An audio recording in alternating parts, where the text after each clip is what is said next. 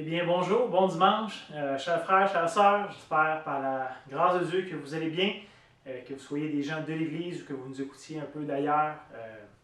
Salutations officielles. Et j'espère que vous n'êtes pas trop découragés par ce qui se passe actuellement dans notre province, dans notre pays, dans le monde. On aurait plusieurs raisons peut-être d'être découragés, de voir tout ce qui se passe, la dette de notre pays qui se creuse de plus en plus, de voir finalement que nos rassemblements publics en Église sont réduits ou restreints, et plein d'autres choses comme ça qu'on pourrait être relativement découragés. Et je voulais juste peut-être commencer avec cette fameuse parole de Jésus.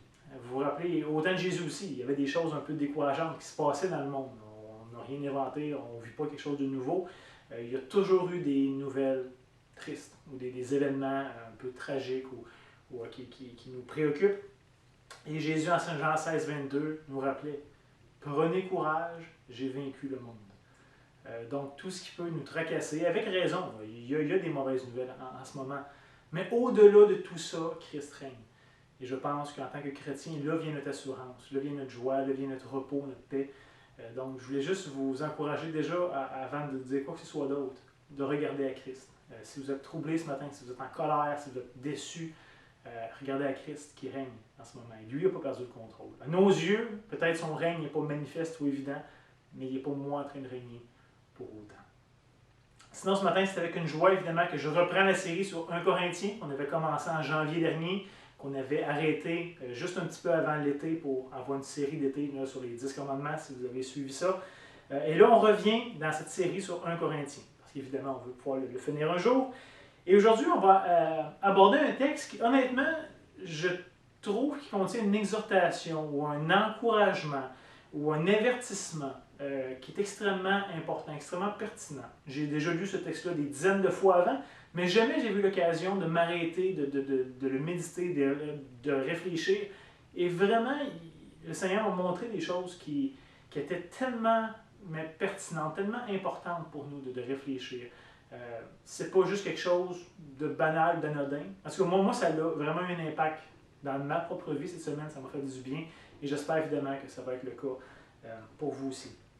Mais juste avant de plonger dans ce texte-là, qu'on puisse commencer à le réfléchir ensemble, laissez-moi juste peut-être prendre quelques minutes pour nous rafraîchir la mémoire. Parce que les dernières semaines, les derniers mois, des fois, ça remonte à loin, fait qu'on peut avoir oublié un peu la saveur ou la teneur de la lettre aux Corinthiens.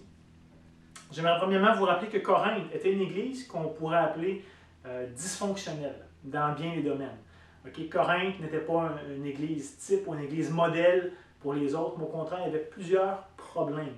Mais malgré tout ça, Corinthe n'était pas moins appelée l'église de Dieu. Vous vous rappelez, quand Paul va écrire cette lettre aux Corinthiens, il va commencer dans son introduction en disant « à l'église de Dieu qui est à Corinthe ». Donc, malgré ses problèmes, malgré ses déboires, malgré ses difficultés, ses enjeux, ce n'est pas moi l'église de Dieu. Je pense que c'est un bon encouragement pour nous. Hein? Parce que Dieu, dans sa sagesse, était quand même assez puissant pour s'appeler un peuple à sa gloire, même dans la ville de Corinthe, qui était probablement une des villes les moins propices au christianisme, dans tout l'Empire romain. Hein, je vous rappelle que Corinthe est probablement l'équivalente de notre Las Vegas moderne. Donc, beaucoup d'échanges de culture, beaucoup d'idolâtrie, beaucoup de sexualité. Hein. Corinthe était reconnu pour un peu la débauche qui s'y passait. Donc, on pourrait dire que ce n'était pas très propice pour l'implantation du christianisme et d'une église. Et Dieu, dans sa grâce, dans sa puissance, a quand même permis que ça arrive. Sinon, par souci de temps, ce matin, j'aimerais juste prendre quelques autres minutes pour juste survoler un peu les sujets qu'on a vus jusqu'à maintenant. Qu'on se remette un peu dans le bain de qu'est-ce que Paul est en train d'adresser, parce qu'évidemment, on reprend où on a laissé la dernière fois. Fait que c'est bon, je pense, de prendre quelques minutes pour s'en rappeler. Je vous rappelle, au tout début de la lettre, Paul met en évidence que dans l'Église, il y a des groupes. Il y a de la division, il y a de la zizanie dans l'Église. Ça ne va pas bien. Il y a clairement un manque d'unité. Plusieurs se pensaient meilleurs ou plus sages les uns que les autres. Et donc, il y avait une espèce de compétition malsaine au sein même de l'Église. Ils appliquaient très mal l'Évangile, je dirais, dans leur vie en général. L'Évangile qui nous appelle à aimer notre prochain, à considérer les autres comme nous-mêmes ou comme même des fois supérieurs à nous-mêmes. Et là, les Corinthiens n'étaient pas là du tout. Au contraire, ils cherchaient là, à s'élever les uns contre les autres dans l'Église, et Paul, évidemment, va dénoncer ça. Toujours dans cette idée de groupe ou de division, je vous rappelle que Paul adressait cette idée-là que les Corinthiens avaient une mauvaise compréhension, une mauvaise utilisation des leaders parmi eux. Vous vous rappelez sûrement que certains se disaient d'être de Paul, d'autres d'Apollos, d'autres de Pierre. Et là, il y avait un peu une compétition entre quel groupe était peut-être le plus sage, le plus spirituel ou le plus pieux dans l'Église. Hein. Et là, on disait, Paul, lui, a fait telle chose, mais moi, je suis de Jésus, puis moi, je suis... Et là, finalement, il y avait toutes sortes d'autres dissensions comme ça. On a vu un peu plus loin que les croyants même s'amenaient en cours les uns contre les autres, devant des juges non-croyants. Et Paul va leur dire, c'est pas la façon de faire. Là. Si vous avez des petits différends dans l'Église, c'est pas d'amener ça en juge. C'est pas le point. Les Corinthiens s'estinaient un peu pour des niaiseries ou essayaient de faire valoir leurs droits les uns contre les autres sur des sujets qui sont secondaires. Et plutôt que de régler ça d'une manière sage, d'une manière qui rendait gloire à Dieu, finalement, ils s'amenaient en cours. Et Paul va dire, non, là, vous êtes dans le champ. Mais pas à peu près, c'est pas la façon de faire. Fait, gardez en tête que Corinthe est une église qui manque d'unité. À plusieurs égards, ça se manifeste dans toutes sortes d'enjeux comme ça. Corinthe est une ville aussi où il y avait beaucoup d'idolâtrie. Et veut pas, ça a influencé l'Église. Il y avait une grande influence de la culture païenne ambiante dans l'Église. Parce qu'on se rappelait en même temps qu'on n'est jamais parfaitement neutre. Et on n'arrive pas dans la vie chrétienne en étant une page blanche, puis là, Dieu remplit ça tranquillement. Non, on arrive déjà avec notre vécu, notre background, nos préférences, nos expériences. Et veut pas, ça va venir teinter des fois notre compréhension de l'Évangile, du christianisme, etc. Donc les Corinthiens ne faisaient pas exception à ça. Il y avait aussi un grand flou chez les Corinthiens sur quelle relation est-ce qu'on devrait entretenir avec les temples d'idoles. Ça faisait définitivement partie de leur passé. Mais maintenant qu'on est chrétien, on peut-y aller ou on ne peut pas y aller? Et là, il y avait toute l'idée, mais dans les temples d'idoles, des fois, c'est pas juste des cultes religieux, des fois, il y a des mariages, il y a des célébrations civiles. Fait qu'on peut-tu participer à ça si c'est dans un temple d'idole ou non? Et là, il y avait 1001 positions là-dessus dans l'Église de Corinthe. Il y avait aussi l'idée de l'immoralité sexuelle, des fois, qui venait de leur passé et qui était encore bien présente dans la ville de Corinthe et dans les différents cultes. Je vous rappelle que certaines divinités, le culte qu'on pouvait leur rendre, c'était en pratiquant ce qu'on appelle la prostitution sacrée. Donc, de tomber dans une forme ou une autre de sexualité qui dépasse le cadre biblique que Dieu a voulu. On peut penser même que Paul va être obligé d'exhorter les Corinthiens à dire non, arrêtez d'aller vers les prostituées. Et ici, ce n'était pas juste des prostituées comme régulières, mais c'était dans le cadre de festivités païennes. Donc, la prostitution sacrée, comme je disais, avait un rôle assez important à Corinthe. Et là, Paul est obligé de leur dire non, c'est pas la bonne chose à faire. Là. Parce que quand tu t'unis avec la prostituée, tu deviens un seul corps avec elle, une seule chair. Et donc, ça ne marche pas. Là. Si tu veux être une seule chair avec Dieu, qui est le temple du Saint-Esprit, tu ne peux pas être une seule chair avec n'importe quoi d'autre. Et là, Paul faisait un peu cette équivalence-là. On se rappelle aussi, évidemment, en Corinthiens 5, que Paul va être obligé d'adresser une situation dans l'Église où un homme couchait avec sa belle-mère, ou la femme de son père. Et là, Paul va dire, écoutez, même les païens qui sont super ouverts sur toutes les sortes de pratiques sexuelles qui existent, là, sont gênés d'apprendre ça. Là. Et vous glorifiez de ça? Ça a lieu dans l'Église de Dieu, ça? Il dit non, ça ne marche pas. Et là, il met en place un processus disciplinaire pour dire non, ça ne marche pas. C'est pas comme ça qu'on vit pour Dieu dans l'Église. Il y a des limites qui sont claires, qui sont définies. Et clairement, là, vous les avez outrepassées. Quand c'est rendu, quand même, les païens regardent les chrétiens en disant là, vous allez un petit peu loin, ça veut dire vraiment qu'il y a un gros problème. Donc, ça avait besoin d'être adressé. Sinon, il y avait une mauvaise compréhension de la sexualité en général.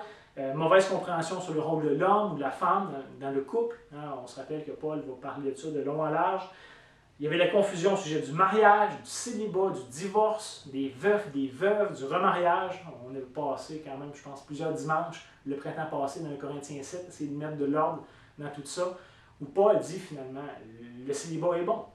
C'est pas la seule chose qu'on devrait aspirer, puisque le mariage aussi est bon. Et chacun vient avec des défis, chacun vient avec des avantages. Et donc, soyez sages dans ce que vous avez dans vos aspirations. Et si tu es dans un, sois satisfait de ce que tu as, plutôt que de dire, mais si seulement je pouvais avoir ce que l'autre a, etc.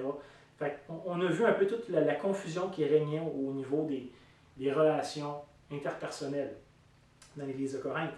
Et imaginez-vous que tout ça que je viens de résumer, c'est juste les chapitres 1 à 7. Okay? C'est même pas encore la moitié de la lettre. Et il y a tous ces enjeux-là que Paul a déjà eu le temps de traiter. C'est quand même assez impressionnant quand on y pense de voir que dans une seule et même Église, il y avait déjà tout ça et que ce n'est même pas tous les problèmes qu'il y avait encore. Sinon, je vous rappelle que le printemps passé, on avait vu que Paul avait ouvert une grande section qu'on a commencé, qu'on n'a pas encore fini, à partir du chapitre 8, où Paul va pouvoir se mettre à adresser de long et en large l'idée de la liberté chrétienne, qui définitivement est un enjeu important dans l'Église de Corinthe et qui les divisait. Plutôt que de les garder unis dans l'amour, ça les divisait pour toutes sortes de raisons. Il va vouloir les enseigner sur c'est quoi, ça ressemble à quoi un chrétien qui vit une liberté saine, qui vit une liberté, mais d'une manière sage, d'une manière que Dieu approuve. Et vous vous rappelez sûrement qu'on a parlé évidemment de la viande sacrifiée aux idoles, qui était un enjeu assez important dans l'Église de Corinthe, qui mettait une division entre les différents groupes, entre les différents frères et sœurs. Et essentiellement, ce que Paul va dire, c'est que d'un côté, il y avait les forts, qui avaient la connaissance, et qui pour eux disaient, il n'y a aucun problème de manger de la viande qui a été offerte à une idole. L'idole, elle n'existe pas. Dans le fond, c'est juste de la viande bon marché, c'est un bon steak, et c'est pas plus compliqué que ça. Mais Paul rappelle, fais attention mon ami, malgré que tu as raison, jusqu'à un certain point, la connaissance seule n'est pas suffisante dans l'Église de Dieu. Si tu habites sur une île déserte tout seul de ton bord, puis tu es tout seul que ça concerne, fine, fais comme tu veux, suis ta conscience. Mais si tu vis en communauté, si tu vis dans l'Église de Dieu, c'est pas pareil. Tu ne peux pas simplement vivre pour toi-même selon ce que toi tu penses, selon tes opinions ou ta conscience. Il y a d'autres personnes ici à considérer. En contraire, Paul enseignait qu'on est appelé à considérer les plus faibles parmi nous. Pas en leur imposant notre connaissance, notre conscience, mais en démontrant de l'amour, du respect et de la considération envers eux. Et évidemment, ça peut être tout un défi pour nous de vivre ça, pour toutes sortes de raisons. Et Paul même rappelait que ces autres frères-là dans l'Église, qui ne sont pas d'accord avec toi, qui sont peut-être même plus faibles dans leur conscience, Christ est quand même mort pour eux. Donc, on se calme un petit peu et on prend le temps d'apprécier ceux que Christ a mis autour de nous, plutôt que juste revendiquer les choses pour nous-mêmes. Pour terminer le chapitre 8, Paul affirmait que d'utiliser cette liberté chrétienne au détriment de mes frères et sœurs est un péché direct contre Christ, contre le Seigneur qui est mort pour ces gens-là. Donc, c'est quelque chose de très grave, de très sérieux. Et je pense que Paul voulait qu'on en prenne conscience de l'importance que ça a. On pourrait dire, oh, mais c'est tous des enjeux secondaires, que tout le monde a le droit à son opinion. C'est vrai. Mais la manière avec laquelle on va vivre ces choses-là sont importantes aux yeux de Dieu. Et donc, on ne peut pas le banaliser ou faire comme si c'était rien. Au contraire, on devrait mettre beaucoup d'attention sur ça. Puis toujours en rapport avec ce même sujet, Paul enchaîne au chapitre 9, mais sous un angle un peu différent. Paul va enseigner ouvertement au chapitre 8 sur la viande sacrifiée aux idoles et donner une instruction précise.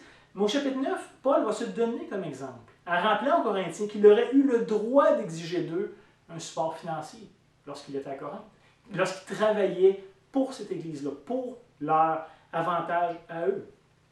Mais plutôt aussi que d'exiger ses droits, Paul les avait volontairement et joyeusement mis de côté.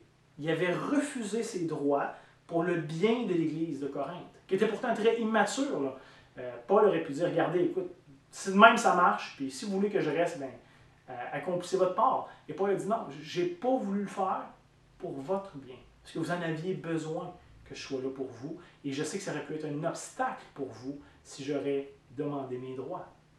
Donc, Paul avait été subventionné ou recevait les dons de d'autres églises pour lesquelles il ne travaillait pas directement afin que Corinthe reçoive. Il veut juste leur rappeler cet exemple-là. Pas parce qu'il exige ses droits à ce point-ci, mais juste pour leur montrer, regardez, moi-même, ça m'a coûté. De vous amener l'Évangile m'a coûté et je n'ai pas exigé mes droits. Donc, je me donne un peu comme modèle pour vous, que vous appreniez à dire, peut-être que tu as tel droit qui est super bien, mais si ça peut être un obstacle pour ton frère, il serait plus sage de réfréner ton droit, de le restreindre. À la fin du chapitre 9, Paul nous aidait un peu à comprendre qu'est-ce qui le motivait à être capable de faire tous ces sacrifices-là. Parce que veut pas, ça lui a coûté cher. Et là, on parle de l'exemple de Corinthe, mais la même attitude le caractérisait partout. Il disait avec les Juifs, je vivais comme sous la loi. Pas que j'étais sous la loi, mais je le faisais pour eux afin de les gagner. Avec les non-Juifs, j'étais sans la loi, malgré que je ne suis pas sans la loi de Christ, afin de les gagner. Paul disait finalement, je me fais tout à tous. Mes droits n'est pas ce qui va me définir ou ce qui va limiter mon rayon d'action. Mes droits sont un outil que Dieu me donne, qui sont bons à certains moments, mais que je ne m'accroche pas à eux, mordicus, puisque mon focus est sur les autres. C'est ça que Paul nous disait finalement. La raison qui motivait Paul à vivre, en considérant premièrement les autres, c'était parce que ses sacrifices ne mettraient pas d'obstacle entre lui et les gens. De la même manière que Jésus s'est incarné. Il n'est pas venu mettre un obstacle entre lui et nous. Il est venu le plus ordinaire possible, le plus accessible possible pour nous, pour s'assurer qu'on allait comprendre ce qu'il allait nous dire. Il n'est pas venu du haut du ciel, super inaccessible, il s'est incarné. Il est venu comme nous. Même pas comme un roi, comme un grand de ce monde, comme un ouvrier ordinaire, comme quelqu'un de banal que tu peux passer à côté, et pas savoir pantoute que tu veux passer à côté de Dieu. Donc Paul dit, c'est ça qui me motivait, de m'assurer que tous puissent entendre l'Évangile, ou que tous puissent croître en Christ. C'est pour que les croyants de Corinthe, qui avaient déjà reçu l'Évangile, puissent croître. C'était le désir de Paul. Que finalement, ces droits, ces libertés ne seraient pas un obstacle à leur conversion ou à leur croissance en Christ. Par son exemple, ici, Paul nous exhorte à nous aussi courir la course afin de gagner le prix. Vous vous rappelez, il va donner l'exemple des athlètes qui sont prêts volontairement à restreindre leur liberté. Parce qu'il y avait le droit, tous ces athlètes-là, par exemple, de manger un McDo à chaque jour. Mais ils ne le feront pas. Et la raison est évidente, parce qu'ils veulent se perfectionner, ils veulent s'assurer de pouvoir être un compétiteur pour une course, par exemple. Il donnait cette discipline-là qui était aux Olympiques de son époque. Mais il disait, ces athlètes-là sont prêts à se restreindre volontairement pour gagner une petite couronne qui va être corruptible, pour avoir un moment de gloire qui va être passager. Et sont prêts à se donner toutes sortes de règles, de s'imposer toutes sortes de choses pendant des longues années pour avoir un petit peu de gloire, pour avoir un petit moment d'appréciation. Donc Paul nous dit à combien plus forte raison est-ce qu'en tant que chrétien, on devrait persévérer, nous, dans la course que le Seigneur nous offre, et pour s'assurer de pouvoir gagner. Pas une couronne corruptible, mais une couronne incorruptible. C'est comme si Paul disait, c'est quoi faire quelques petits sacrifices temporaires dans cette vie si c'est pour recevoir un poids éternel de gloire, comme on va dire, je pense, dans l'Épître aux Romains. Donc tout ça est un peu un résumé de ce qu'on a vu jusqu'à maintenant. Okay? Gardez en tête que depuis le chapitre 8, on parle d'un sujet qui a continué au chapitre 9 et qui va continuer dans notre texte au chapitre 10 ce matin. Peut-être qu'à première vue, on pourrait dire, mais là, Paul, il semble parler d'un autre sujet complètement. Là, il semble changer de registre. Et j'aimerais quand même vous proposer ce matin que non. Paul va continuer le sujet de la liberté chrétienne qui a commencé au chapitre 8. Il va en parler d'un angle différent, mais il va toujours taper sous le même clou. Donc, sans plus tarder, on va lire le texte ensemble et je vais me permettre de pouvoir le commenter brièvement par la suite. Donc, notre texte se trouve à 1 Corinthiens chapitre 10 et on va lire ensemble les 15 premiers versets. Donc, 1 Corinthiens 10, les versets 1 à 15.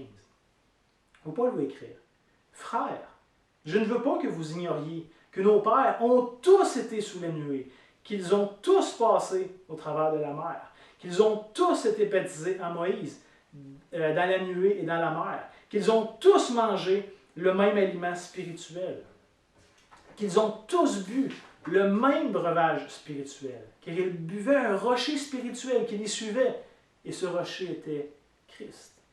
Mais la plupart d'entre eux ne furent point agréables à Dieu, puisqu'ils périrent dans le désert. Or, ces choses sont arrivées pour nous servir d'exemple, afin que nous n'ayons pas de mauvais désirs comme ils en ont eu. Ne devenez point idolâtres, comme quelques-uns d'eux. Selon qu'il est écrit, le peuple s'assit pour manger et pour boire, puis se levèrent pour se divertir. Ne nous livrons point à l'impudicité, comme quelques-uns d'entre eux s'y livrèrent, de sorte qu'il en tomba 23 000 en un seul jour. Ne tentons point le Seigneur, comme le tentèrent quelques-uns d'eux, qui périrent par les serpents. Ne murmurez point, comme murmurèrent quelques-uns d'eux, qui périrent par l'exterminateur. Ces choses leur sont arrivées pour servir d'exemple. Elles ont été écrites pour notre instruction, à nous qui sommes parvenus à la fin des siècles. Ainsi donc que celui qui croit être debout prenne garde de tomber. Aucune tentation ne vous est survenue qui n'ait été humaine. Et Dieu qui est fidèle ne permettra pas que vous soyez tentés au-delà de vos forces. Mais avec la tentation, il préparera aussi le moyen d'en sortir, afin que vous puissiez la supporter. C'est pourquoi, bien-aimés, fuyez l'idolâtrie. Je parle comme à des hommes intelligents. Jugez vous-même de ce que j'ai dit. Donc ça, c'est la parole de Dieu pour nous ce matin. Donc le Seigneur nous guide dans l'étude, dans la réflexion ici de sa parole. Et comme vous l'avez probablement remarqué, Paul ici va introduire cette nouvelle section-là en prenant certains épisodes du peuple juif comme exemple, afin de faire le lien avec ce qu'il désire enseigner aux Corinthiens. Donc, il va retourner à l'histoire d'Israël et prendre des épisodes bien connus de ce peuple-là, afin de pouvoir faire des liens, de pouvoir faire un comparatif que les Corinthiens allaient pouvoir comprendre, afin que l'avertissement qu'il veut leur communiquer soit clair. Et lorsque Paul a écrit ça, c'est probablement parce qu'il pensait que les Corinthiens entretenaient une forme de confiance naïve dans le fait qu'ils étaient maintenant sauvés en Jésus-Christ. Et donc, venait un peu ce proverbe-là comme les Corinthiens, « Tout est permis! On est libre! Tout est permis! » Et Paul, à 2 reprises, dans sa lettre aux Corinthiens, il va dire, « Ouais, tout est permis, mais tout n'est pas utile. Tout est permis, mais tout n'édifie pas. Donc, assure-toi que ta liberté soit utile. Assure-toi que ta liberté soit édifiante pour les autres. » Il va vouloir les ramener là-dessus. Mais après tout, les chrétiens de Corinthe, eux, pouvaient dire, « Hey, on a été délivrés de nos péchés. On est sauvés, là. On a été baptisés dans la mort, dans la résurrection de Christ. On a reçu le Saint-Esprit qui habite en nous. On est unis avec Jésus, spirituellement avec lui. On prend régulièrement ensemble les éléments de la table du Seigneur, le corps de Christ, le sang de Christ. Et donc, on entretient ce lien, c'est cette communion qu'on a avec lui. Et donc, ils pourraient peut-être croire qu'ils sont immunisés d'une certaine façon contre le déplaisir de Dieu, contre le jugement de Dieu, et qu'ils pouvaient vivre librement en faisant ce qu'ils voulaient, avec confiance. Et c'est ça, je pense, ici, que Paul veut pouvoir adresser. Ce que Paul dit, c'est que tous les privilèges incroyables que nous avons en Christ ne nous donnent pas le droit d'agir comme on veut. Et ça, c'est important. De tous les privilèges extraordinaires qu'on a reçus gracieusement en Jésus-Christ ne nous donnent pas le droit d'agir comme on veut. Au contraire, je vous propose que ça devrait nous pousser à vivre d'une manière qui glorifie Dieu, qui donne gloire à Dieu.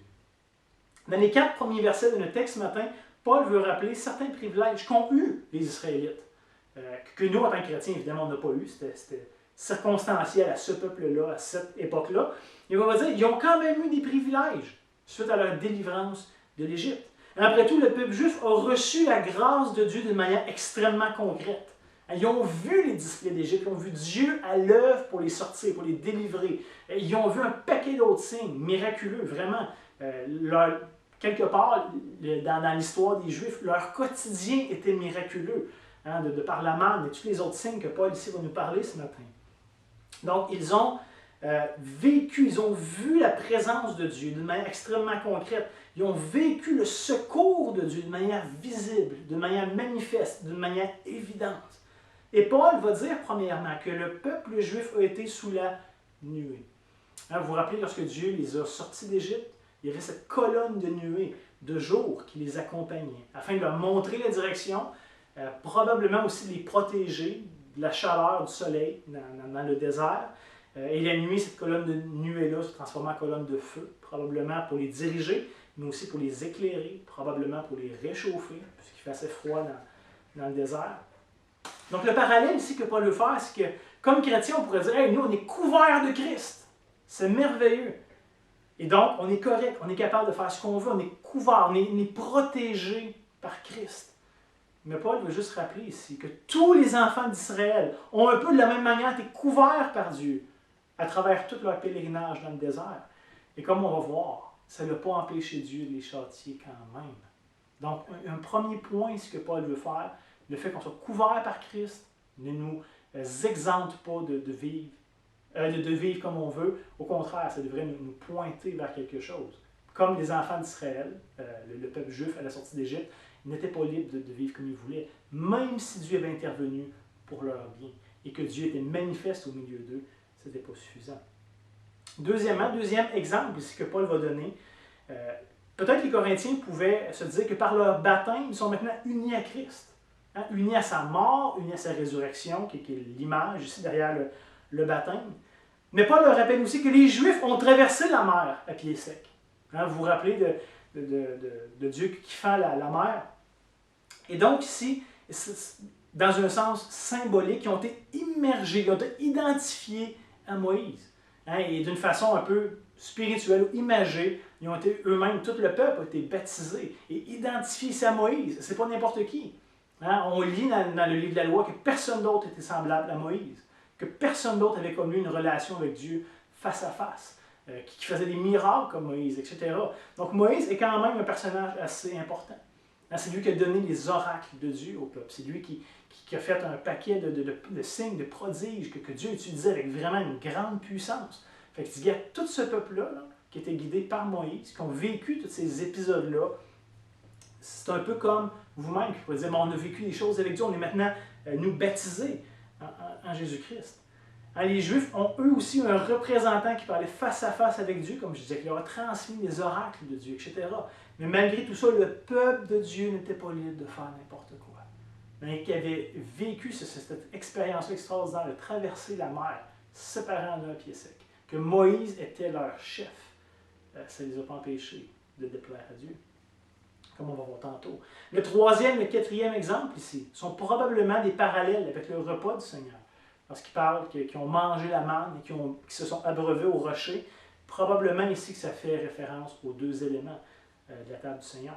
En prenant le pain et la coupe, on a part quelque part avec l'œuvre de Christ. Hein, Jésus dit, voici, buvez ce pain et mon corps qui est rompu pour vous. Buvez cette coupe qui est mon sang, le sang de la nouvelle alliance qui est versé pour vous. Donc c'est tout un mémorial qu'on fait pour signifier notre union avec Christ. Donc c'est un mémorial qui nous rappelle la communion toute particulière qu'on entretient avec Dieu. Et ce qui le rend possible, cette communion-là, qui est Christ lui-même. Mais encore une fois, ici, Paul nous rappelle que le peuple juif a lui aussi été nourri et abreuvé surnaturellement par Dieu durant toutes les années qu'il était dans le désert. Et que d'une certaine manière, c'était à petite échelle ce que Christ allait faire plus tard. Paul est en train de dire que c'est une forme de typologie, dans le fait que Dieu a pourvu au pain et à l'eau. Ça pointait vers quelque chose de plus grand et que nous, on connaît aujourd'hui comme la Sainte Seine. Les Juifs ont mangé la manne de Dieu, qu'il leur a providentiellement donnée jour après jour. Les Juifs ont aussi bu de l'eau qui sortait d'un rocher par la providence de Dieu, que Moïse tapait le rocher et finalement il y a de l'eau qui s'en est échappée pour faire boire tout le peuple, environ 2 millions de personnes. C'est quand même beaucoup d'eau. Alors Paul ici va même utiliser une vieille légende juive qui disait que le rocher suivait le peuple dans le désert. Et Paul, lorsqu'il dit ça, il n'est pas en train de dire que cette légende-là est vraie, c'était la réalité. On ne sait pas, les Écritures n'en parlent absolument pas. Mais le point qu'il veut faire ici, c'est de dire que finalement, par ce rocher-là, c'était Christ. C'était nul autre que la présence même de Jésus qui étanchait leur soif. Et vous rappelez-vous cette fameuse illustration que Jésus va faire avec en Jean 4, avec la femme au puits, parce qu'il va dire, moi, là, je donne une eau que celui qui boit n'aura plus jamais soif et que ça va rejaillir même jusque dans la vie éternelle. Donc cette idée-là que Christ est le rocher qui permet d'abreuver son peuple, il y a toute une signification. Peut-être qu'on pourrait dire, mais attends, puisque Israël a connu la providence de Dieu d'une manière aussi concrète, aussi claire pour chacun d'eux, tout a bien été. C'est sûr qu'il n'y avait pas de raison que ça allait mal pour eux. Mais la réalité, c'est qu'au verset 5, Paul nous rappelle que tout le peuple n'a pas été agréable à Dieu. Malgré tout ce qu'ils ont vécu, tout ce qu'ils ont connu, tout ce qu'ils ont pu expérimenter avec Dieu, ils ne lui ont pas été agréables. Et qu'ils ont tous péri dans le désert, à l'exception de 2 personnes, de Josué et de Caleb, qui ont pu rentrer en terre promise. Toutes les autres sont morts dans le désert et n'ont pas goûté l'accomplissement. La réalité, c'est que les Israélites ont été incrédules aux promesses de Dieu. C'était un peuple au courant qui nous a rappelé régulièrement dans le Pentateuque. Le peuple de Dieu n'a pas été obéissant et donc ils ont eu les conséquences de leur choix. Leur expérience grandiose avec Dieu ne les a pas épargnés lorsqu'ils ont été incrédules, immoraux, désobéissants. Même si c'était le peuple choisi par Dieu, ça ne les a pas sauvés de manière spéciale du jugement de Dieu lorsqu'ils ont été désobéissants. Donc l'argument que Paul ici est en train d'amener, je pense, c'est d'amener les Corinthiens à faire bien attention de ne pas prendre pour acquis l'action de Dieu au milieu d'eux, l'action de Dieu dans leur vie, qui est vraie, qui est réelle, qui est bien présente. Mais de dire, faites attention de ne pas vous tromper, de ne pas penser que parce que vous êtes en communion avec Dieu et dans cette intimité-là avec Dieu, que vous pouvez finalement être invincible. Ce n'est pas le cas. Ce n'est pas parce qu'ils ont reçu la grâce de Dieu qu'ils pouvaient vivre comme ils voulaient, sans qu'il y ait de conséquences à leurs actions mauvaises. Et c'est ce que Paul va affirmer ici au verset 6, en disant que tout cela avait pour but de nous donner un exemple, à nous les chrétiens, afin qu'on n'ait pas les mêmes attitudes que le peuple d'Israël a eues. Et ultimement, qu'on ne connaisse pas le même jugement qu'ils ont goûté de la part de Dieu. Et juste avant d'aller plus loin, ici, je pense qu'une nuance ou un concept ou une différence qui est importante de faire ici. La différence entre le jugement de Dieu final, qui est l'enfer, essentiellement, qui est d'être éloigné de Dieu pour toujours, ça c'est la conséquence finale, la conséquence ultime. Et c'est important, je pense, de comprendre que ce n'est pas de ça qu'il est question ce matin dans le texte. Paul n'est pas en train de dire que les Corinthiens, qui sont l'Église de Dieu à Corinthe, qui sont vraiment régénérés, sauvés, peuvent goûter le jugement ultime de Dieu. Ce n'est pas de ça qu'il est question. La différence étant entre le jugement ultime de Dieu, qui est l'enfer, et le jugement temporel, où Dieu, comme un bon Père, va intervenir pour nous châtier, pour nous corriger, afin qu'on ne s'égare pas. Pas parce que Dieu ne nous aime pas, mais justement parce qu'il nous aime et qu'il nous reconnaît comme ses fils ou ses filles. Il va intervenir, il va venir nous corriger et nous châtier. Pas avec l'enfer, qui est le jugement ultime, mais avec certains jugements temporaires de cette vie. Il y a donc, je pense, ici une grande différence à faire ici, parce que le jugement temporel de Dieu ne remet pas en question notre salut, qui est éternel, qui est assuré, qui est déjà donné en Christ, qui nous invite dans une œuvre accomplie, qui ne dépend pas de ce qu'on va faire, de ce qu'on pourrait faire, de ce qu'on ne fait pas, c'est déjà accompli. Donc, le jugement de Dieu temporel n'est pas un signe, ne remet pas en jeu notre salut. Et je dirais même au contraire que le jugement temporel de Dieu affirme notre salut. Vous vous rappelez de ce texte dans Hébreu où il dit « Dieu corrige ses enfants. Si tu n'as pas le droit, si tu n'as pas part au châtiment, fais bien attention. Peut-être que Dieu ne te reconnaît pas comme ses fils ou ses filles, et donc que tu es illégitime. Mais au contraire, Dieu châtie tous ceux qu'il aime, tous ceux qu'il reconnaît pour ses fils. Donc, si on pêche, qu'on s'égare, quelque part, c'est normal que Dieu intervienne dans nos vies. Pas parce qu'il ne nous aime pas, au contraire, on est sauvés, on est bien aimés en Christ, mais pour notre bien, pour notre correction. Donc, ça ici, c'est quelque chose d'important, je pense, à comprendre ce matin. Que comme enfant de Dieu, on n'est plus sous la condamnation de Dieu. D'aucune façon que ce soit. Dieu ne sera plus jamais en colère contre nous. Peu importe les niaiseries qu'on peut faire, si vous êtes en Christ, Dieu ne sera plus jamais en colère contre vous. Puisque Jésus a pris une fois pour toutes la colère sur lui à la croix. Mais malgré cela, par exemple, il faut dire qu'on peut attrister Dieu par notre conduite, par nos attitudes, par nos paroles. Et c'est ce que Paul ici veut adresser. Okay? Parce que les Corinthiens, malgré une conversion authentique, sont encore très immatures, très charnels. Et comme on va voir dans le chapitre suivant, dans le chapitre 11 de Corinthiens, Paul va établir un lien qui semble être très clair entre le manque de jugement des Corinthiens, parce qu'ils prennent la scène ensemble, parce qu'ils prennent le repas du Seigneur, leur manque de discernement envers le corps de Christ, fait qu'il y a parmi eux des malades, des infirmes, et que certains sont morts. Paul va établir un lien très clair ici, entre leur manque de sagesse, de discernement, et le fait qu'il y a un jugement de Dieu au milieu d'eux.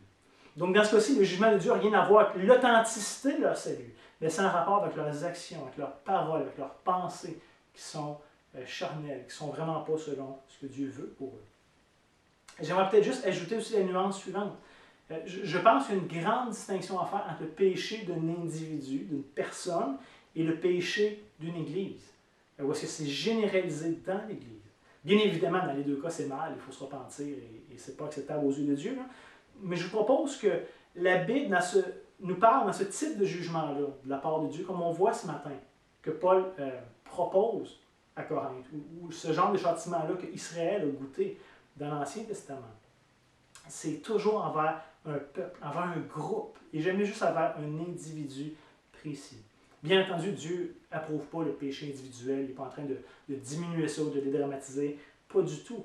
Mais j'ai l'impression qu'il va dealer personnellement avec nous, d'une manière un peu différente, envers les individus, envers ses fils et ses filles. Mais lorsque c'est un groupe, lorsque c'est généralisé parmi son peuple, Dieu va se permettre d'intervenir d'une manière peut-être un peu plus évidente pour nous saisir, pour nous faire comprendre ça. Donc, ce dont il est question aussi, ce matin, c'est d'un jugement général qui tombe sur l'ensemble du peuple. Parce que tous ceux qui le composent se sont égarés collectivement. Ça se peut qu'il y ait 2-3 individus qui sont encore corrects et qui n'ont pas fait le mal que les autres ont fait. Mais il semble que la gangrène est pognée en général dans le peuple. Et c'est d'où l'importance de veiller les uns sur les autres. Dieu s'attend qu'on soit capable de veiller les uns sur les autres, qu'on ait un regard sur son peuple, qu'on ne soit pas indifférent de ce qui se passe parmi son peuple. Qu'on ne se ferme pas les yeux en disant « Moi, je ne fais pas ça, c'est leur vie, s'arrangeront avec ça. » C'est important de comprendre que Dieu, ici, veut avoir un peuple pur, un peuple saint. Et que lorsque qu'une collectivité, qu'une communauté, qu'un peuple, qu'une église s'égare ou s'endurcit dans quelque chose, Dieu peut intervenir contre eux pour leur bien. Et c'est ce que Paul ici semble suggérer à l'église de Corinthe. Et c'est aussi un peu ce que Christ semble faire avec les 7 églises de l'Apocalypse. Apocalypse 2 et 3. Il y en a qui sont approuvés de Christ. Il y en a d'autres qui disent, gars, repens-toi. Si tu ne le fais pas, je vais ôter ton chandelier. Si tu ne le fais pas, il va y avoir telle conséquence que tu vas avoir. Et c'est pas qu'ils vont perdre leur salut, ça n'a rien à voir. Mais Christ est en train de leur dire, vous ne pouvez pas pécher comme Église devant moi. Vous n'êtes pas libre de faire ce que vous voulez. Et c'est ça qui est question aussi ce matin. Donc bref, ce que Paul veut rendre clair, c'est que si le jugement de Dieu est tombé sur Israël, malgré que c'était le peuple que Dieu avait lui-même choisi, le peuple que Dieu avait lui-même délivré, le peuple que Dieu avait lui-même pris soin dans le désert pendant des années, eh bien, faisons attention de croire que nous sommes à l'abri d'être pris par Dieu pour nos péchés et pour nos désobéissances comme Église. Si Dieu n'a pas épargné son peuple dans l'Ancien Testament de jugement temporel, pensez pas que Dieu va épargner l'Église de jugement temporel si on s'égare, si on devient indifférent ou si on s'endurcit à des niaiseries. Donc, ici, c'est une exhortation de ne pas avoir une attitude, des désirs semblables à ceux du peuple de Dieu dans l'Ancien Testament, des Juifs, de ne pas devenir favorable envers le péché, de ne pas tolérer parmi nous ce que Dieu condamne. Et c'est ce que les Corinthiens faisaient. Et c'est ce que toutes les églises peuvent possiblement faire. Et donc, l'exhortation est pertinente ici. Et c'est essentiellement ça l'argument de Paul jusqu'à maintenant. Mais maintenant, Paul va être un peu plus spécifique en adressant certaines choses problématiques dans l'Église de Corinthe. Dans les versets 7 à 10, il va donner 4 exemples bien précis de péchés qui étaient présents dans l'Église de Corinthe et qu'il veut confronter directement. Et pour ce faire, il va utiliser, ou plutôt continuer d'utiliser l'exemple du peuple d'Israël lorsqu'il était sorti d'Égypte, dans leur temps au désert. Premièrement, verset 7, il va être question de l'idolâtrie. Et je vous rappelle, n'oublions pas que parmi les Corinthiens, il y avait une grande confusion en rapport avec la viande sacrifiée aux idoles, les relations par rapport au temple, comment est-ce qu'on interagit avec certaines fêtes païennes ou avec certaines habitudes culturelles de nos contemporains autour de nous. Comment on est appelé, nous, comme chrétiens, à naviguer autour de ça? On fait tout comme eux, on fait rien comme eux, ou il y a comme beaucoup de gris entre les deux. Où est-ce qu'on se positionne? Et ça, on va en parler un petit peu plus en détail la semaine prochaine, dans la fin du chapitre 10. Mais bien entendu, si lorsque Paul parle au verset 7 de l'idolâtrie, il va faire référence explicitement à l'épisode du veau d'or avec Israël. Même il y a une citation littérale qui nous vient d'Exode 32:6, quand il dit que ça sert pour manger, pour boire, pour se divertir. C'est exactement ce dont il est question aussi avec le veau d'or. Malheureusement, comme j'ai dit, les Corinthiens avaient subi une forte influence de la culture et des mœurs qui les entouraient. Alors même Paul, plus tard dans sa lettre aux Corinthiens, va un peu confronter un slogan qui était bien connu. Mangeons et buvons, car demain nous mourrons. Et Paul va dire, oh, attends. Ça, c'est peut-être bon pour ceux qui sont sans Christ. Mais pour nous qui sommes en Christ, on va manger d'une certaine manière, on va boire d'une certaine manière. Tout ce qu'on va faire va être pour la gloire de Dieu. Donc, ce n'est pas juste quelque chose de purement banal, de purement physique de cette vie. Étant donné qu'il n'y a aucune portée spirituelle, on peut faire ce qu'on veut. Paul va dire non, tout ce qu'on va faire dans cette vie, même le geste le plus banal, aussi banal que de manger ou de boire, pas une portée spirituelle. Ça devrait être fait pour la gloire de Dieu. Alors Paul ici les exhorte, les Corinthiens, à faire bien attention avec la relation qu'ils entretiennent avec la culture, avec les coutumes ambiantes. Parce que les Juifs, quand ils ont fait le veau d'or, ça n'a pas sorti de nulle part. C'était une influence de l'Égypte, c'était une influence de toutes sortes d'autres idées ambiantes autour d'eux. Et donc, ils ont dit, hey, ce serait peut-être une bonne façon d'adorer Dieu. Et plutôt que de se fier à la révélation que Dieu a donnée, ils ont erré et ils ont pris des bonnes idées du peuple. Et finalement, ça les a amenés à avoir un jugement contre eux. Donc, Paul dit, faites bien attention à ça. C'est tellement facile de tomber dans l'idolâtrie. La réalité, c'est que nos cœurs sont constamment tiraillés de part et d'autre vers toutes sortes d'idoles. C'est tellement facile de tomber dans l'immoralité ou dans le divertissement malsain. Alors, mangeons, buvons et distrayons-nous. Divertissons-nous, ayons du plaisir. Non, c'est des choses qui peuvent amener le déplaisir de Dieu, même sur ses enfants. C'est l'argument de Paul. L'Église est appelée à mettre Dieu au centre de tout, à chercher à l'honorer, à l'adorer comme il le mérite. Deuxième exemple qui nous est donné, celui de l'impudicité ou de l'immoralité qu'Israël a commise avec les filles de Moab. Vous vous rappelez, en Nombre 25, le roi Balak essaie de faire maudire Israël avec Balaam, qui est un genre de prophète mercenaire, qui semble avoir une certaine expertise dans le fait de maudire les autres. Et là, Balaam essaie de maudire le peuple de Dieu et il n'est pas capable. Dieu a toutes les fois béni. Et là, ça fâche un peu Balak, qui lui veut essayer de détruire Israël. Il le voit comme une menace pour son royaume et son peuple. Donc, il va dire, je vais trouver une façon de faire pécher ce peuple-là contre leur Dieu. Parce que là, ils sont dans les bonnes grâces de Dieu. Il semble que Dieu les protège d'une manière particulière. Mais si je les amène à pécher contre Dieu, peut-être que Dieu va intervenir, les châtier. Et effectivement, c'est ce qu'il fait. Il envoie les femmes de son peuple vers Israël. Et finalement, les hommes d'Israël tombent dans l'adoration de Baal et dans toutes sortes d'immoralités sexuelles. Et donc, Dieu intervient et il en meurt des dizaines de milliers. Donc, ici, c'est un avertissement sévère aux Corinthiens qui toléraient très bien l'immoralité sexuelle parmi eux. Et implicitement, c'est aussi un avertissement très clair pour nous qui baignons dans une société qui consomme l'immoralité comme si c'était de l'eau. Littéralement, tout ce qui nous est proposé aujourd'hui, c'est à peu près toutes des choses que Dieu a en horreur. Et si on ne discerne pas, si on ne fait pas attention, si on fait juste suivre la vague, on va tomber dans cette même forme d'excès ou de péché, si Israël était tombé ou que Corinthe était tombé. Ne pensons pas, frères et sœurs, qu'on peut tolérer le péché dans l'Église sans qu'il y ait de conséquences. De dire, ouais, mais c'est pas si pire, on pourrait faire pire, fait, vu qu'on fait juste le moins pire, c'est correct. Non, c'est pas comme ça que ça marche. Dieu fait habiter son nom au milieu de nous. Dieu fait habiter sa présence au milieu de nous. Et il ne tolérera pas que son nom soit méprisé ou diminué, d'aucune façon que ce soit. Le troisième exemple qui nous est donné est en rapport avec le chiolage, le mécontentement d'Israël dans le désert. Et on retrouve cette histoire-là en Nombre 21, où le peuple va dire, mais pourquoi Dieu nous a envoyés dans le désert? Il n'y a pas de pain ici, il n'y a pas d'eau, on est tanné de manger de la manne, c'est ordinaire, on aimerait ça avoir un peu plus de variété. En Égypte, il y avait des melons, il y avait du poisson, il y avait toutes sortes de bonnes choses. Finalement, Dieu nous aime pas vraiment pour nous emmener dans un désert comme ça. Et là, ils sont en train de dire finalement, on était bien en Égypte, on était bien mieux avant que Dieu nous délivre. Et là, ils vont remettre la bonté de Dieu en question. Et à ce moment-là, Dieu a châtié son peuple en envoyant des serpents brûlants. C'est ce que le texte nous dit. Mais comme toujours, si Dieu ne désire pas la mort des coupables, le but de Dieu, ce n'est pas d'exterminer son peuple, mais c'est un jugement pour leur apprendre que ça ne se fait pas. Qu'ils ont traversé une ligne qu'ils n'auraient pas dû traverser.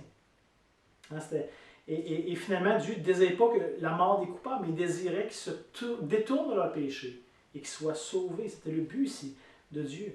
Donc, Dieu avait dit à Moïse de faire un serpent d'airain. Et vous connaissez l'histoire de le mettre sur une perche bien haut, que tout le monde qui avait été mordu par un serpent, qui semblait être vénéneux, qui allait en mourir, pouvait simplement par la foi tourner les yeux vers la perche.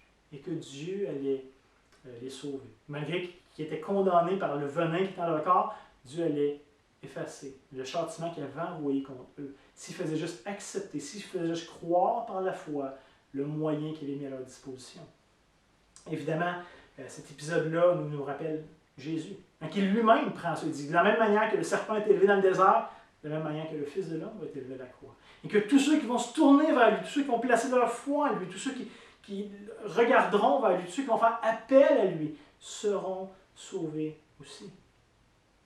Finalement, Paul nous donne le dernier exemple que Paul voulait donner aux Corinthiens, qui était celui de la révolte de Corée, qu'on trouve en Nombre, chapitre 16. Et vous vous rappelez probablement de cet épisode-là, où les Israélites sont mis à murmurer contre Moïse et contre Aaron. Hein, dans le fond, ils disaient, mais comment ça, c'est eux qui lead? Ils sont pas si hot que ça, eux autres. Ils font des erreurs aussi. Pourquoi c'est pas nous? Hein, on est comme eux, on pourrait être capable de l'aider aussi. Comment ça?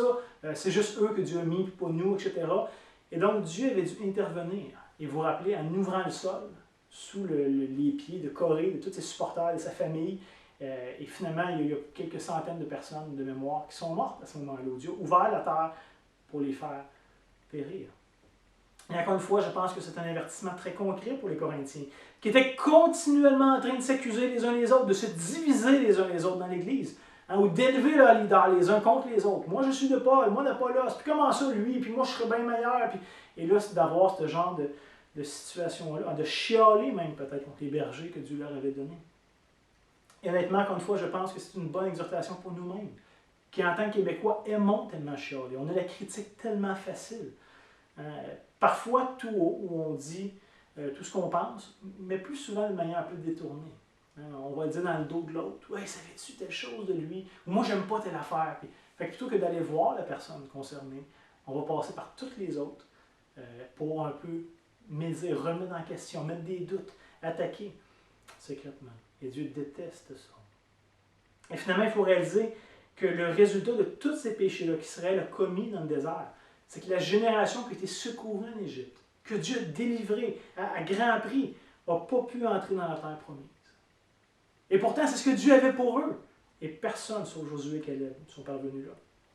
Alors pourtant, Dieu est intervenu de manière extrêmement puissante pour les délivrer, mais ils n'ont jamais pu connaître l'accomplissement des promesses, l'accomplissement de ce que Dieu avait en réserve pour eux.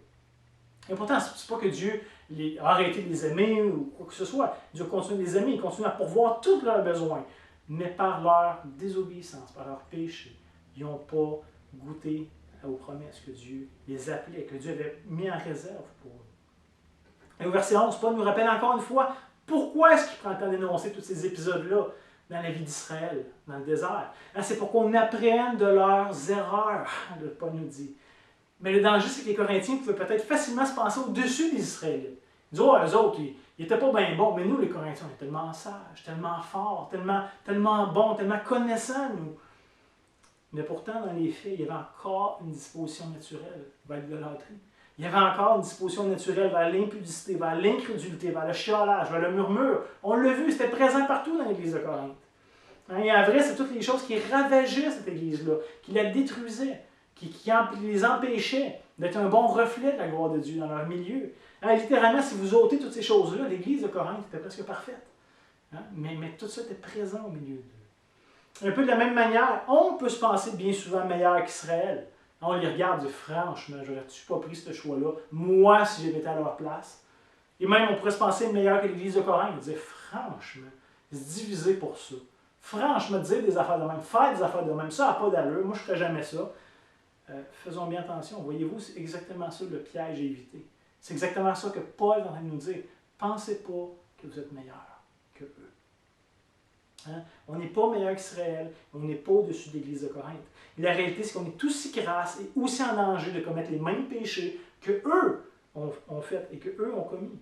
Si Dieu a repris son peuple dans l'Ancien Testament, si Dieu a repris l'église de Corinthe, pensons pas qu'on est plus en sécurité que eux si on commet les mêmes choses qu'eux. C'est ça ici, je pense, la pertinence du texte pour nous aujourd'hui.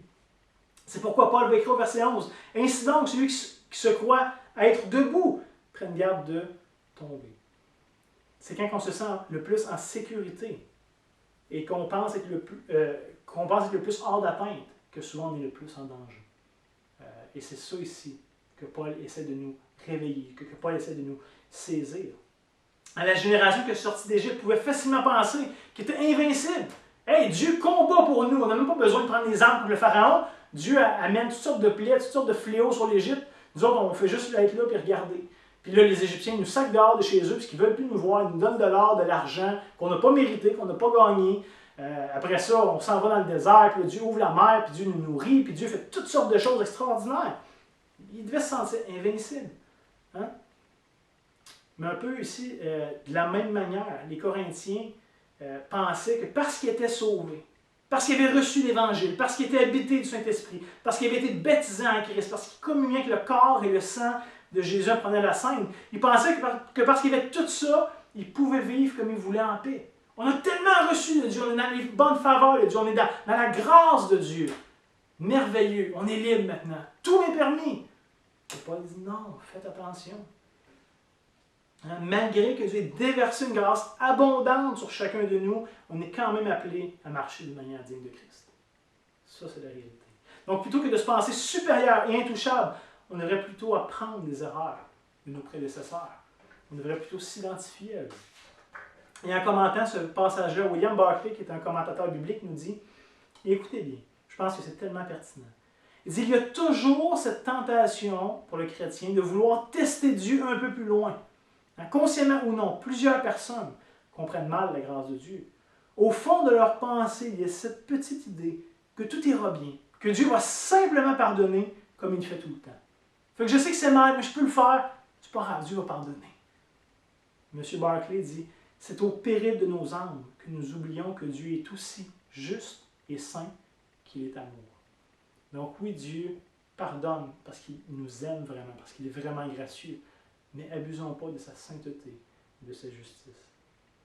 Les Corinthiens se vantaient d'être très sages. C'est pour ça, Paul va leur dire, je parle comme à des hommes intelligents. Jugez vous-même de ce que je vous dis là. C'est comme si Paul leur disait, si vous êtes réellement intelligent, si vous connaissez réellement Dieu, si vous avez vraiment une vraie connaissance de la parole, si vous avez vraiment une vraie crainte de Dieu, eh bien, vous n'avez pas d'autre choix que d'être d'accord avec moi sur ce point-là. C'est ce que Paul leur dit. C'est une exhortation à la prise de conscience et une exhortation à la repentance de l'Église qui est question ici. Pour résumer, ce matin, j'aimerais seulement nous rappeler ceci. Israël, dans son histoire, a réellement eu des privilèges incroyables, que nous-mêmes, en tant que chrétiens, on n'a pas aujourd'hui. On ne voit pas l'action de Dieu de manière aussi palpable, aussi tangible que ce qu'eux ont pu vivre. Ils ont entendu la voix audible de Dieu au Sinaï. On n'a jamais entendu ça. Mais malgré toutes ces expériences incroyables, ça ne les a pas protégés du jugement pour autant.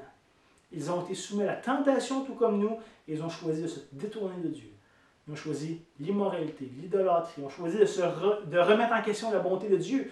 Ils ont choisi de murmurer contre l'Éternel, contre ses serviteurs. Et ils ont tous goûté au jugement de Dieu, incluant même Moïse, qui n'est pas rentré en terre promise. On pourrait dire, mais là, Dieu, tu t'en es servi avec tellement de puissance. Non, lui aussi a été désobéissant et il n'a pas goûté le repos de Dieu en terre promise. Donc, si, frères et sœurs, apprenons de leurs exemples, en cherchant de tout notre cœur à connaître Dieu, à connaître sa parole et à lui obéir, à être agréable à Dieu. Veillons les uns sur les autres. Pensons pas que Dieu est indifférent à notre tiédeur, à notre rébellion dans notre cœur, à notre négligence ou à l'endurcissement de nos cœurs. Dieu n'est pas insensible à ça. Il nous habite. Il fait régner sa présence au milieu de nous. Donc ne pensons pas pouvoir abuser de la grâce de Dieu et de l'œuvre de Christ. Et de penser finalement que ça nous donne comme une espèce de passeport pour pécher comme on en a envie. Ce n'est pas le cas. Soyons vraiment une Église qui prêche continuellement, sans exception, la bonne nouvelle de la grâce de Dieu. Toujours. Mais soyons jamais une Église, par contre, qui abuse de la grâce de Dieu. On veut toujours avoir devant nos yeux que Dieu fait grâce, que Dieu est patient, lent à la colère, riche en bonté. Et c'est vrai. Mais jamais que ce soit une excuse pour nous de faire ce qui est mal à ses yeux. Il y a tout un équilibre à voir aussi. Mes chers frères, mes chères sœurs, la grâce de Dieu devrait produire en nous une profonde réalisation de la laideur du péché qui nous habite et par la même occasion une immense reconnaissance du pardon parfait qu'on a reçu de Dieu. On était ses ennemis. Il nous a adoptés dans sa famille. Quelle grâce! On devrait le réaliser, ça devrait nous réjouir. L'assurance de la croix devrait produire en nous une confiance inébranlable, que malgré tous nos manquements, toutes nos limitations, on est couvert par le sang de Christ et on est déclaré juste devant Dieu. Et ça ne dépend pas de nous. Donc, plutôt que de nous enliser dans le péché ou de devenir tiède, l'Évangile devrait produire un désir de sainteté dans nos vies personnelles et dans notre vie d'Église. C'est ce que ça devrait produire. Donc, osons s'évaluer honnêtement. Osons se dire les vraies choses pour ne pas pécher contre le Dieu qui a été si bon envers nous. Apprenons des exemples de ceux qui nous ont précédés et apprenons une vraie leçon de ça. Soyons sérieux avec ce que Dieu nous met en garde ici ce matin. Il prend la peine de nous le dire à travers l'exemple d'Israël, de nous le dire à travers l'exemple de Corinthe, Puis eux ne savaient pas qu'ils allaient prendre un exemple, mais ils sont un exemple pour nous quand même. J'espère de tout mon cœur que c'est votre désir de prendre Dieu au sérieux, d'apprendre de l'erreur des autres. On n'est pas obligé de toucher un poêle chaud et de se brûler pour apprendre que ça brûle. On peut juste connaître quelqu'un qui s'est brûlé et qui nous le dit. Et si on est sage suffisamment, ça devrait être suffisant. On n'est pas obligé de se brûler nous-mêmes pour l'apprendre. Donc, malgré toutes nos imperfections, tous nos manquements, j'espère qu'on va être une Église qui va veiller les uns sur les autres. Pas pour jouer à la police, pas pour trouver le mal chez l'autre, c'est pas le but, mais parce qu'on s'aime réellement, parce qu'on a un vrai souci les uns pour les autres. On veut vraiment le bien les uns des autres. On veut s'assurer que personne ne se prive de la grâce de Dieu.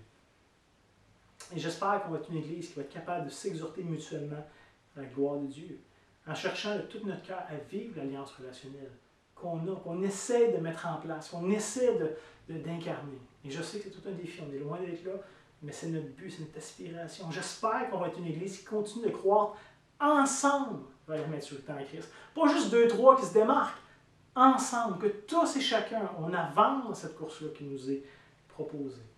Parce que c'est pour ça que l'Église existe, et c'est à ça que Dieu appelle chacun d'entre nous, qui sommes ses enfants aujourd'hui. Donc, l'invitation lancée ce matin, j'espère que vous allez la saisir. Prions ensemble.